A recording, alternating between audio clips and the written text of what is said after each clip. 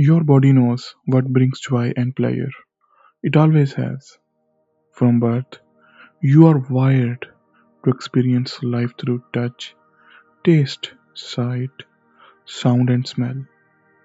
But daily distractions pull many people away from these natural sensations, leaving them disconnected from their deepest physical experiences. They end up lacking physical awareness. Take Nina and Lucas. Their story shows what happens when we lose touch with our physical selves. Something was missing in their physical connection.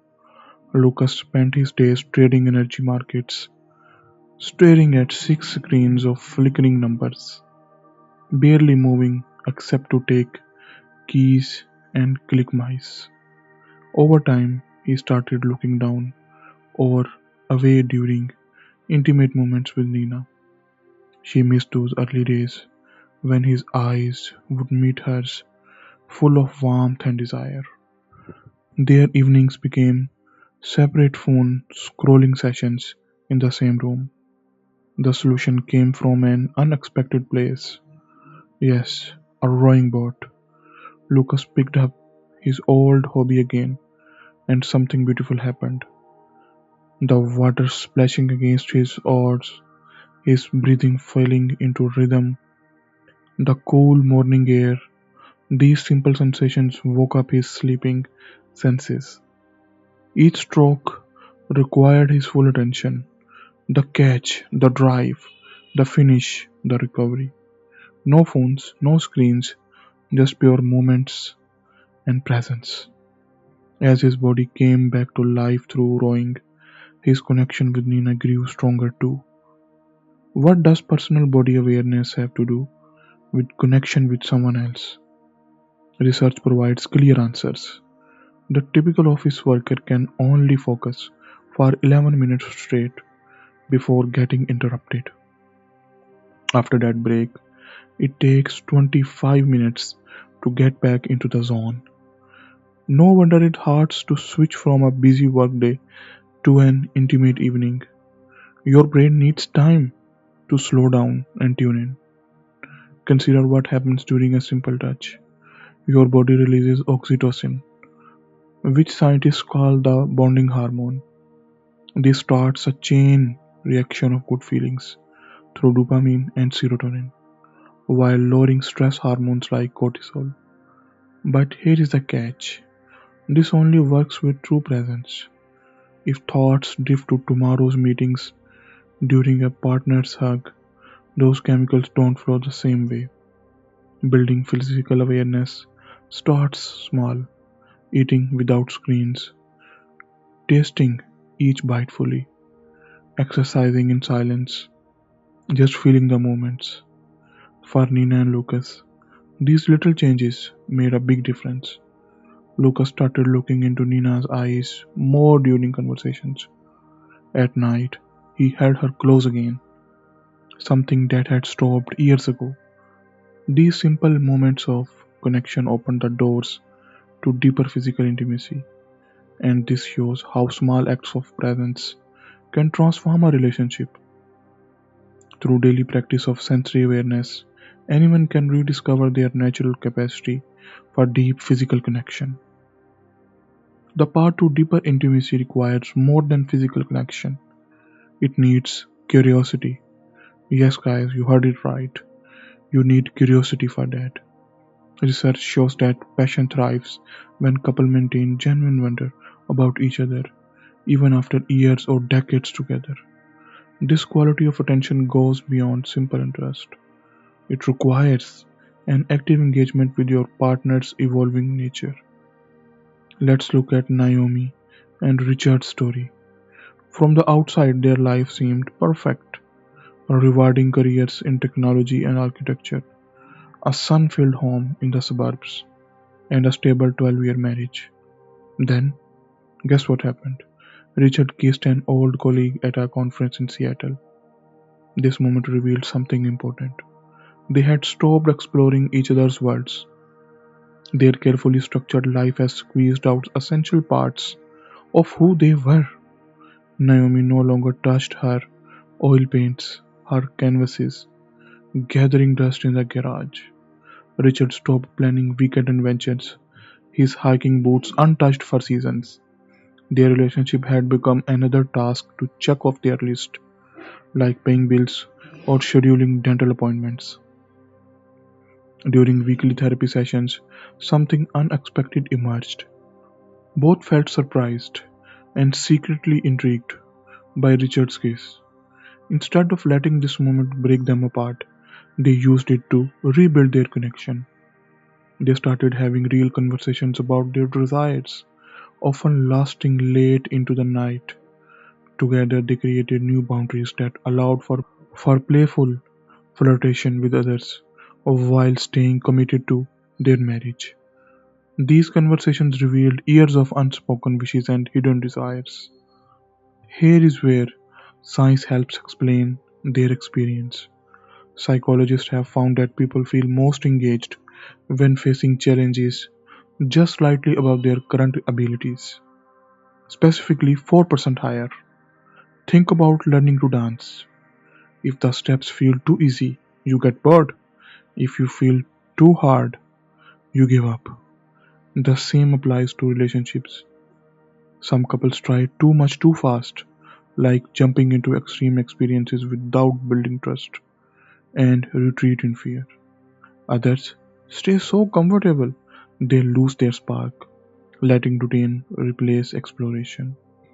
For Naomi and Richard, this meant taking small steps toward growth. They shared fantasies they would kept private, starting with simple desires and gradually revealing deeper wishes. They returned to personal interests that made them fascinating to each other again. These changes brought back the excitement of really living. Their experience shows us something valuable. Great physical connection doesn't come from following specific steps or rules. It grows from staying genuinely interested in your partner's changing wishes, concerns, and hopes.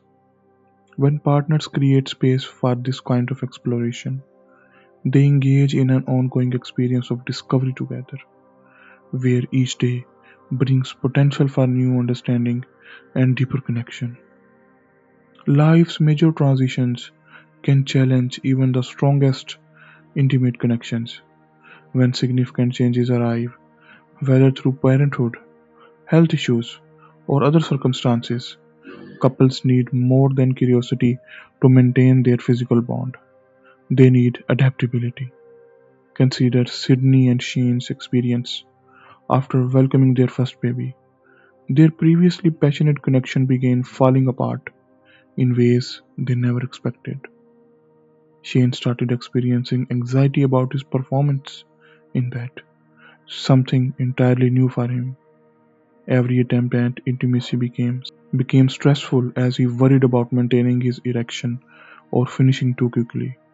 Meanwhile, Sydney faced her own challenges: physical pain during sex, after her difficult delivery, plus bone deep exhaustion from midnight feedings that left her feeling disconnected from her body. Like many new parents, they first tried fixing these issues with purely practical solutions. Shane visited his doctor for medication. Sydney scheduled appointments with specialists about her pain, but these fixes didn't address their deeper needs. Everything changed when their therapist suggested reimagining intimate connection. Instead of viewing sex as a path toward intercourse and orgasm, they expanded their definition of physical closeness. They started with gentle back rubs, soft caresses, holding each other close, all without pressure about where these stretches might lead.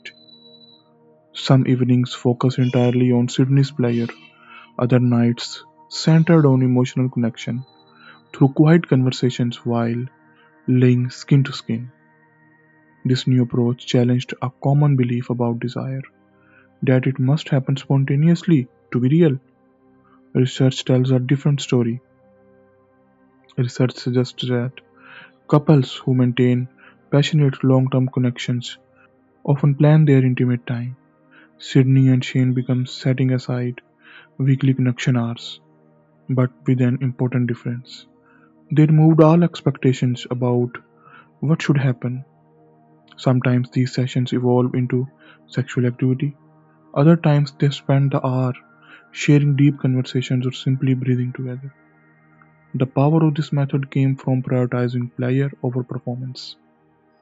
Rather than recreating their pre baby sex life, they discovered new forms of intimacy. They expressed their needs clearly, checked in regularly about what felt good, and adjusted based on their energy and comfort levels. They also created daily practices to support their connection.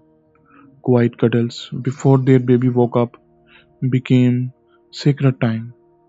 Regular check ins about physical and emotional needs became routine. These elements didn't reduce spontaneity. Instead, they built a foundation of trust that allowed natural moments of connection to flourish. By embracing the need to evolve and discover new ways of connecting, Sydney and Shane built an even stronger bond. Most importantly, they learned that sexual satisfaction comes from staying flexible and responsive to each other's needs and life changes. Yet, this kind of flexibility requires something fundamental: the courage to be seen, to be known, to be vulnerable. So, let's continue. When we examine what makes physical intimacy truly meaningful, one quality stands out above all: vulnerability.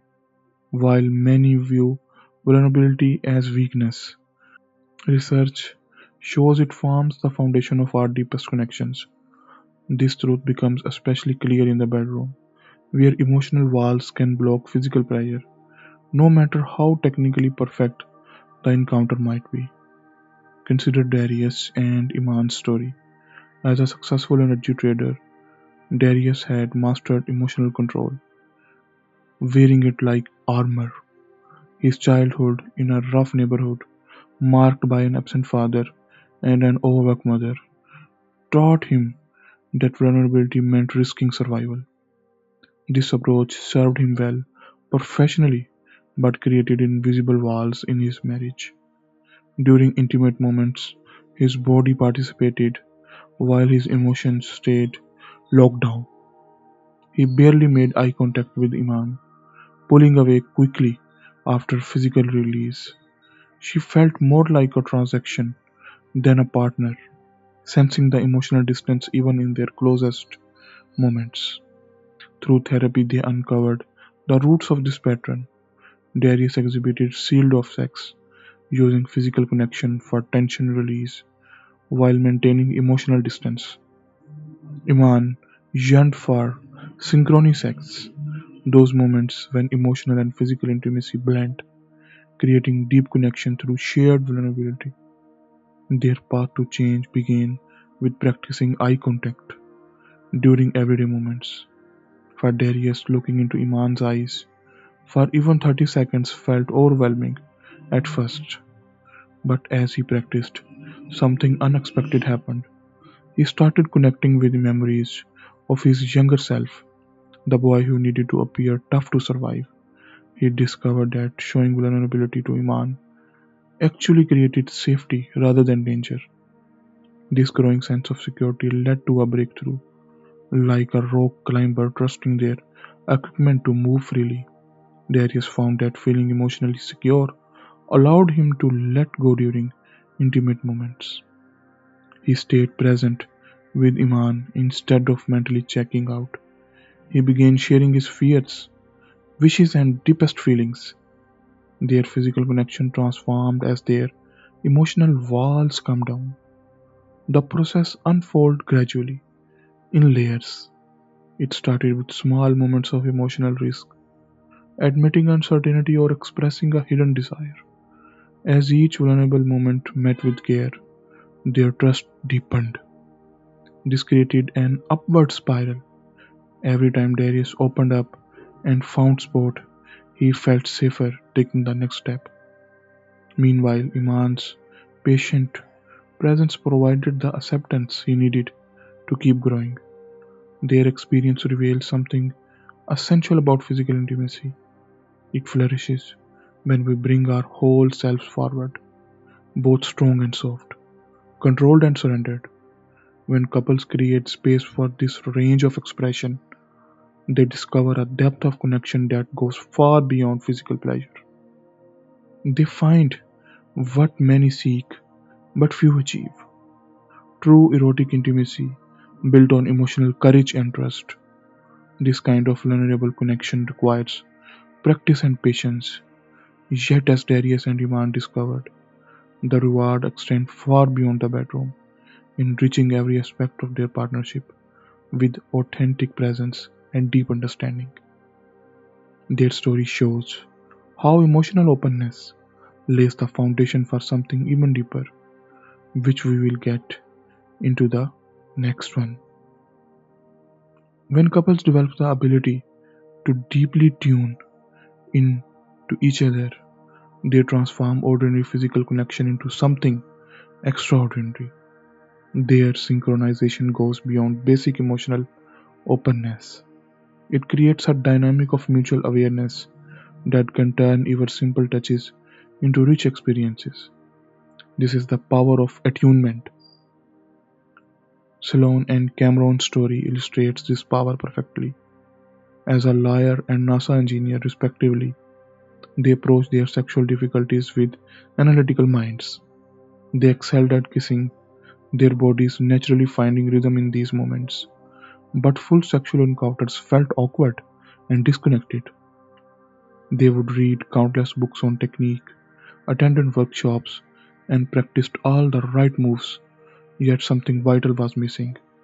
Their attempts at connection felt more like following a technical manual than sharing a natural dance. Everything changed when their therapist suggested an ancient Buddhist practice, approaching each moment with fresh eyes, like seeing snow for the first time. Rather than following mental checklists, they learned to slow down and truly sense each other.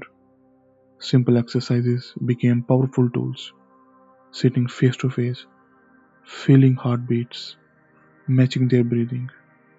Scientific studies show that couples who achieve this physical harmony, where heart rates and breathing naturally align, experience notably stronger physical conditions. The science behind this synchronization reveals something remarkable. Special brain cells called mirror neurons activate when we deeply connect with another person. These neurons allow us to physically experience what our partner feels. When couples achieve deep attunement, their nervous systems create a beautiful biological dance together.